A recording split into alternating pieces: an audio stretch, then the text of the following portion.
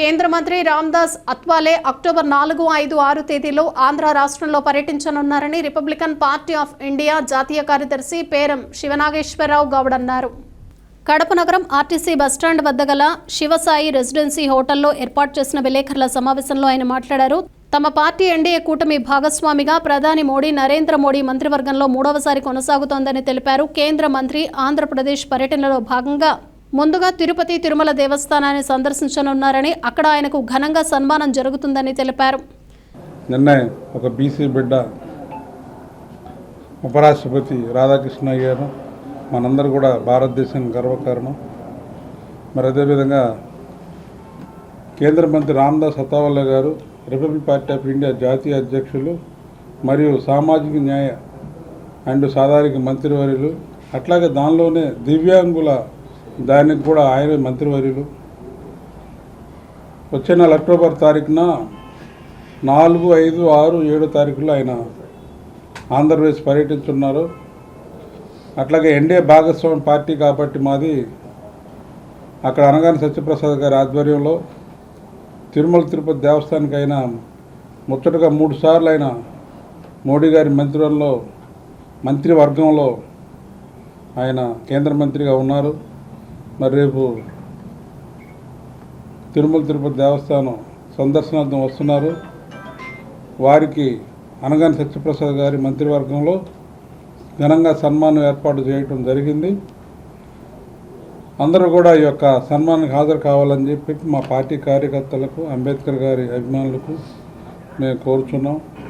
ముఖ్యంగా ఈ భారతదేశంలో ఈ మధ్యకాలం ప్రతి 1,00,000 మందిలో 15,000 మందికి చెవిటి వినికిడి కోల్పోతున్నారు.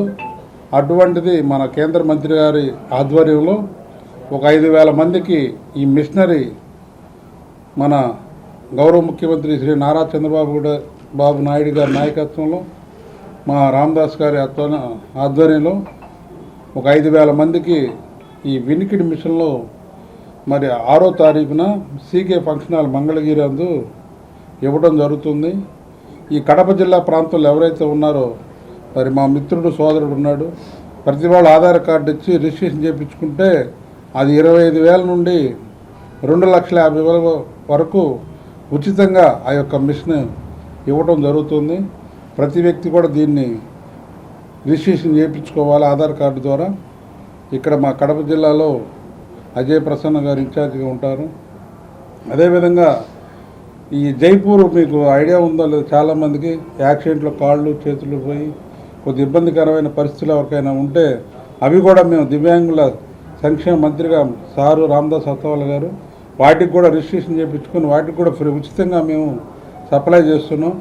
దాన్ని కూడా వినియోగించుకోని చెప్పి ఈ యొక్క ముఖ్యంగా ఉద్దేశం. అది ప్రజలకు కానీ చెప్పేది, అయ్యా మీరు అందరికీ ఒకటే గుర్తుపెట్టుకొని భారతదేశంలో బతకడానికి కావాల్సింది భారత రాజ్యాంగం కానీ బైబిల్ కాదు, ఖురాన్ కాదు, భగవద్గీత కాదు. చట్టాలు ఏ విధంగా ఉన్నాయి ఆ విధంగా దాన్ని ఉపయోగించుకోండి. ఆ విధంగా మనం ప్రజల్లోకి వెళ్తే పిల్లలకు కానీ భవిష్యత్తు అందరికీ తెలియజేయాల్సిన అవసరం మనందరి మీద బాధ్యత ఉంది. అందువల్ల ఆ కుటుంబాన్ని కాపాడింది చట్టం తన పని చేసుకుంటే చక్కగా అన్నీ కూడా పోతాయి. అందువల్ల ఏంటంటే కొద్దిగా భ్రమలు వీడేసి భారత రాజ్యాంగంలో ఏమున్నాయో మీరు హైకోర్టు కానీ కోర్టు కానీ పోలీస్ స్టేషన్ కానీ వెళ్ళగలిగితే భారత రాజ్యాంగంలో చట్టం గురించి మాట్లాడి నీకు బెయిల్ కానీ కేసు కానీ రిజిస్ట్రేషన్ జరుగుతుంది. కానీ భగవద్గీత మీద ఉన్న శ్లోకాలను కానీ, ఖురాన్లో ఉన్న శ్లోకాలు కానీ, బైబిల్లో ఉన్న శ్లోకాలు కానీ తీసుకొని ఎవరు కూడా ఆచరణలో పెట్టరు. అందువల్ల ఎక్కడి నుంచైనా మార్పు కోరండి, మార్పు తీసుకురండి. కింద ఉన్నటువంటి ఈ రోజుకి కూడా చాలామంది తెలియకపోవడం చాలా బాధాకరంగా ఉంది. ఇది భారత రాజ్యాంగ నిర్మాత పెట్టినటువంటి పార్టీ. అట్లాగే మీకు ఇంకో చిన్న నిర్మాణం ఏంటంటే, భారత రాజ్యాంగ నిర్మాత ఒకటే చెప్పాడు, గుడి కన్నా బడి మేలు అన్నాడు. ఎందుకంటే మీరు ఒక గుడి నిర్మాణం చేస్తే, ఒక దేవాలయం నిర్మాణం చేస్తే అక్కడ 100 మంది భిక్షాటనగాళ్ళు భిక్షాటన చేస్తూ తయారవుతారు. అదే కానీ ఒక స్కూల్ కానీ, ఒక బడి కానీ, ఒక విశ్వవిద్యాలయం కానీ, ఒక లెక్చర్ కానీ, కాలేజీ కానీ పెట్టగలిగితే 1000 మంది జ్ఞాన సంపన్నులు తయారవుతారు. దాని మీద మీరు అందరూ ఫోకస్ చేయండి. భారతదేశాన్ని జ్ఞానవంతమైన దేశంగా తయారు చేయండి. ఇప్పుడు ఉన్న గుళ్ళు చాలు, వాటిని పవిత్రంగా కాపాడండి. అంతేగాని కొత్త గుళ్ళు వెళ్ళిపోయి ఆ యొక్క చందాలు వసూలు చేసి ఇబ్బందికరమైన పరిస్థితులు భారతదేశం తీసుకురావద్దు. ఈ యొక్క కాలేజీలు స్కూల్స్ నిర్మాణం చేసి భారతదేశంలో సామాన్యుడికి చదువు అందే విధంగా ప్రతి వ్యక్తి పోరాటం చేయాల్సిన అవసరం ఉంది.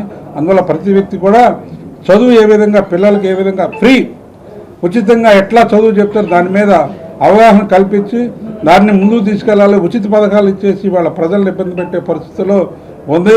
అందువల్ల ఒక్కటే మనకు కావాల్సింది భారతదేశంలో డాక్టర్ బిఆర్ అంబేద్కర్ గారు చెప్పారు, తర్వాత వాజ్పేయి గారు చెప్పాడు, ఒకటే చెప్పాడు ఆయన, చదువుని ఫ్రీగా ఇవ్వండి, తర్వాత వైద్యానికి అవకాశం ఇవ్వండి.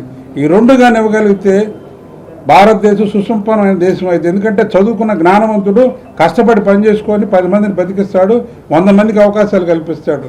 అదే భిక్షగాడిగా తయారైతే అక్కడే కూర్చుంటాడు, అక్కడే అతనికి ఏమి తెలియదు. అందువల్ల ఈ యొక్క మీడియా మిత్రుని కోరేది ఏంటంటే చదువుని ఎంక్వైరీ చేయండి, అట్లా ఈ యొక్క చట్టాల మీద అవగాహన కల్పించే విధంగా మీడియా మిత్రులందరూ దీనిపై ఒక అవగాహన కల్పించాలని చెప్పి మీ అందరూ కోరుకుంటూ, రేపు రానున్నటువంటి కేంద్ర మంత్రి గారి యొక్క పర్యటనలో మరి చెవిటి వారికి కానీ మరి కాళ్ళు చేతులు లేని వారు అందరూ కూడా ఈ యొక్క చక్కటి అవకాశాన్ని వినియోగించుకొని ప్రతి వ్యక్తికి కూడా అది ఉచితంగా మేము ఇవ్వటం జరుగుతుంది. కేంద్ర ప్రభుత్వం పథకం అది, దివ్యాంగుల సంక్షేమ సగం దానికి మంత్రి సారు వచ్చేది రామదాస్ అత్వాల గారు, దాన్ని చక్కగా వినియోగించుకోవాలని చెప్పి మీడియా మిత్రులు తెలియజేస్తూ